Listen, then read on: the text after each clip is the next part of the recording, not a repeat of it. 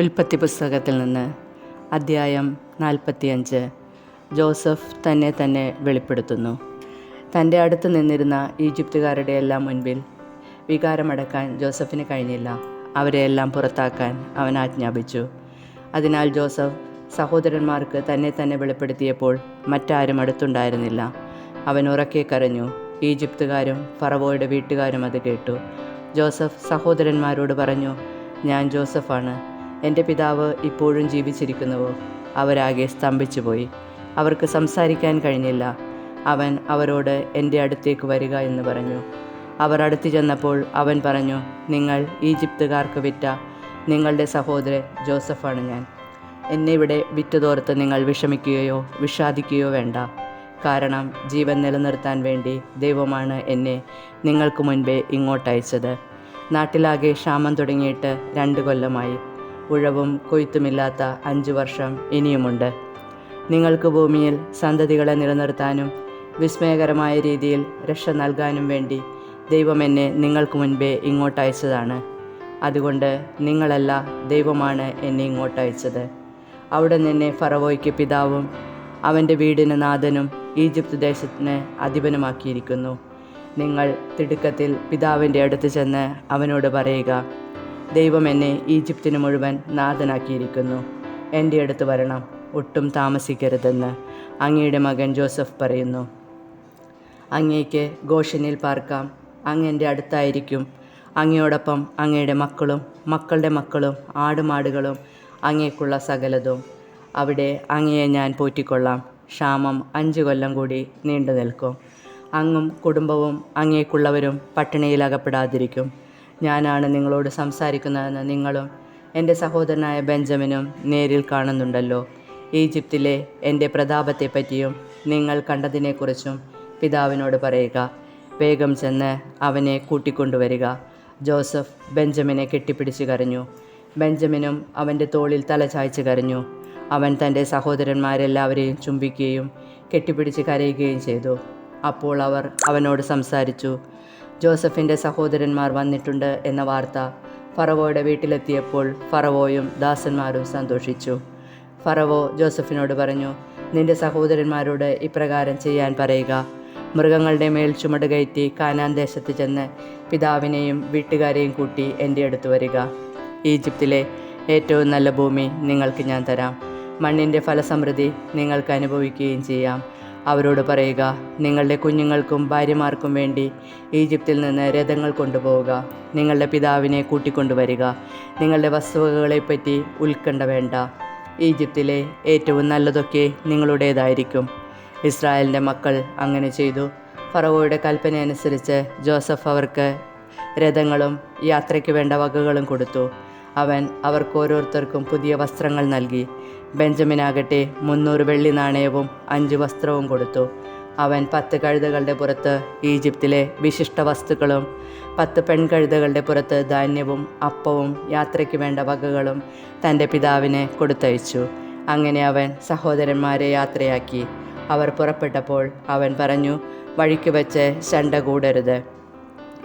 ഈജിപ്തിൽ നിന്ന് പുറപ്പെട്ട് അവർ കാനാൻ ദേശത്ത് തങ്ങളുടെ പിതാവായ യാക്കോബിൻ്റെ അടുത്തെത്തി.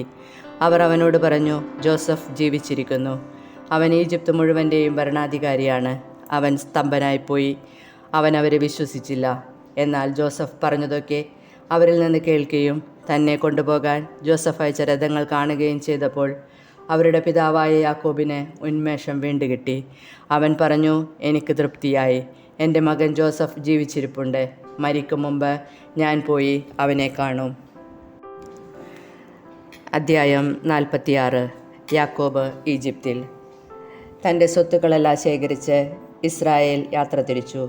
ബേർഷേബായിലെത്തിയപ്പോൾ അവൻ തൻ്റെ പിതാവായ ഇസഹാക്കിൻ്റെ ദൈവത്തിന് ബലികളർപ്പിച്ചു.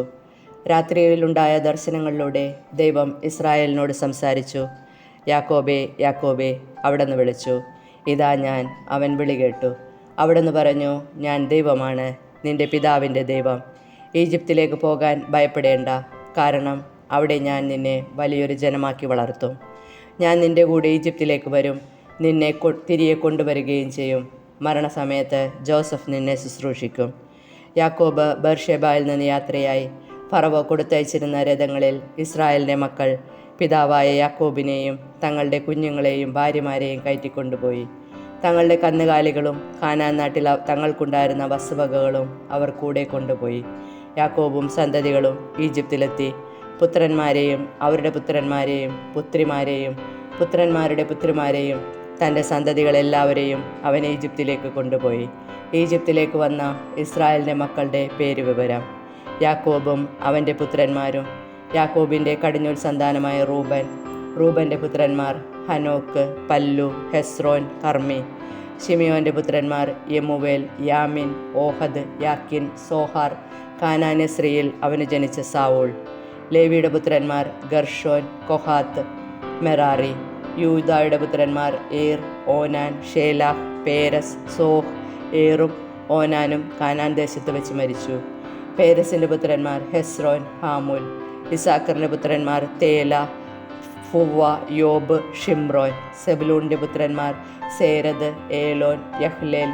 പാദാനാരന്മേൽ വെച്ച് യാക്കോബിന് ലയായിൽ ജനിച്ച പുത്രന്മാരാണ് ഇവർ. അവളിൽ അവന് ദീന എന്ന പുത്രിയും ജനിച്ചു. അവൻ്റെ സന്താനങ്ങളുടെ ആകെ എണ്ണം 33. ഗാദിൻ്റെ പുത്രന്മാർ സിഫിയോൻ, ഹഗ്ഗി, ഷൂനി, എസ്ബോൻ, ഏരി, അരോദ്, അരേലി. ആഷേറിൻ്റെ പുത്രന്മാർ ഇമ്ന, ഇഷ്വ, ഇഷ്വി, ബറിയ. അവരുടെ സഹോദരി സേറഹ്. ബറിയയുടെ പുത്രന്മാർ ഹേബർ, മൽക്കിയേൽ.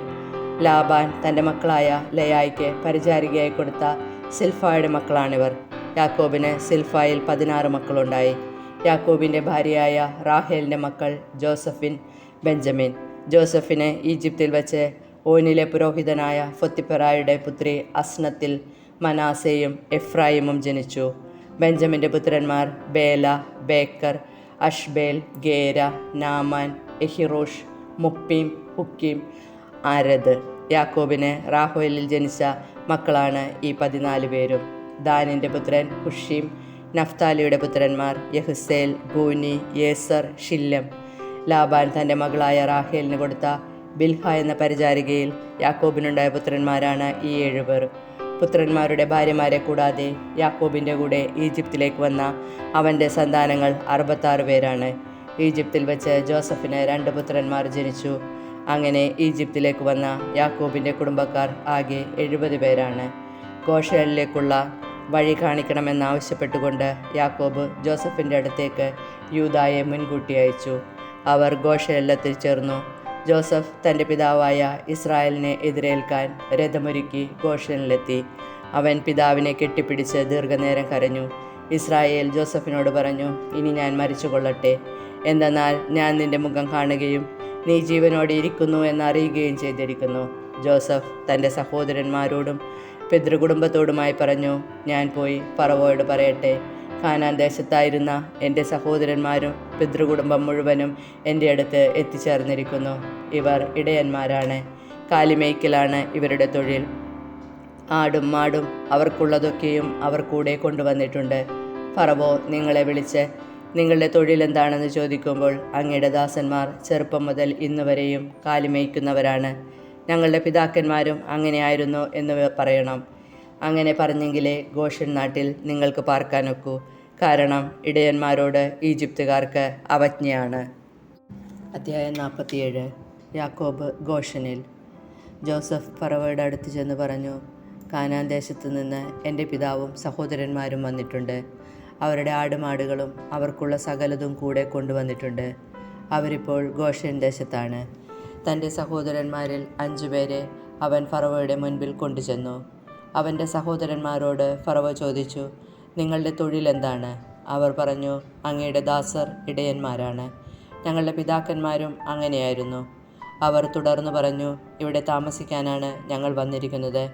കാനാൻ ദേശത്ത് ക്ഷാമം രൂക്ഷമായതുകൊണ്ട് അങ്ങയുടെ ദാസർക്ക് കാലുകൾക്ക് അവിടെ തീറ്റയില്ല. ദയവ് ചെയ്ത് ഗോഷൻ ദേശത്ത് താമസിക്കാൻ ഞങ്ങളെ അനുവദിക്കണം. അപ്പോൾ ഫറവോ ജോസഫിനോട് പറഞ്ഞു, നിന്റെ പിതാവും സഹോദരന്മാരും നിന്റെ അടുത്തേക്ക് വന്നിരിക്കുന്നു. ഈജിപ്ത് ദേശം മുഴുവനും നിനക്കധീനമാണ്. നാട്ടിൽ ഏറ്റവും നല്ല സ്ഥലത്ത് നിന്റെ പിതാവിനെയും സഹോദരന്മാരെയും പാർപ്പിക്കുക. അവർ ഗോഷൻ ദേശത്ത് താമസിക്കട്ടെ. അവരിൽ കാര്യശേഷിയുള്ളവരെ നിനക്കറിയാമെങ്കിൽ എൻ്റെ കാലുകളെ അവരെ ഭരമേൽപ്പിക്കുക.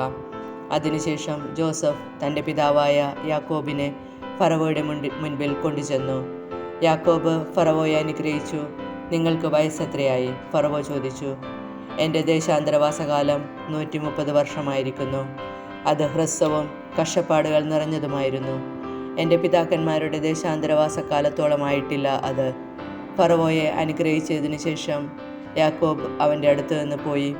ഫറവോ കൽപ്പിച്ചതുപോലെ ജോസഫ് തൻ്റെ പിതാവിനും സഹോദരന്മാർക്കും ഈജിപ്തിലെ ഒരു ദേശം അവകാശമായി നൽകി. അവരെ അവിടെ പാർപ്പിച്ചു. നാട്ടിലെ ഏറ്റവും നല്ല ദേശമായ റംസേസാണ് അവൻ അവർക്ക് കൊടുത്തത്. ജോസഫ് തൻ്റെ പിതാവിനും സഹോദരന്മാർക്കും പിതാവിൻ്റെ വീട്ടുകാർക്കുമെല്ലാം അംഗസംഖ്യ അനുസരിച്ച് ആഹാരം കൊടുത്തു പോന്നു. ക്ഷാമം രൂക്ഷമാകുന്നു. ഒരു ദേശത്തും ആഹാരം കിട്ടാനില്ലായിരുന്നു. ക്ഷാമം അത്ര രൂക്ഷമായി.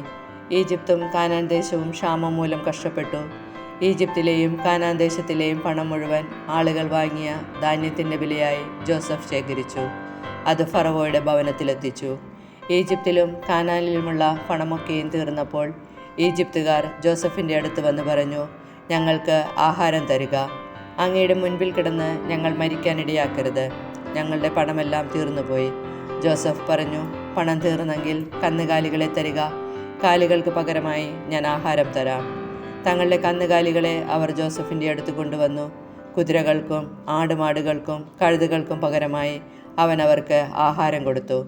അവൻ അവരുടെ കന്നുകാലികൾക്കെല്ലാം പകരമായി അവർക്കൊരു വർഷത്തേക്ക് ആഹാരം നൽകി. അടുത്ത വർഷം അവർ ജോസഫിൻ്റെ അടുത്ത് വന്ന് പറഞ്ഞു, പണം തീർന്ന കാര്യം യജമാനനിൽ നിന്ന് ഞങ്ങൾ ഒളിച്ചു വയ്ക്കുന്നില്ല. ഞങ്ങളുടെ കന്നുകാലികളും അങ്ങയുടേതായി.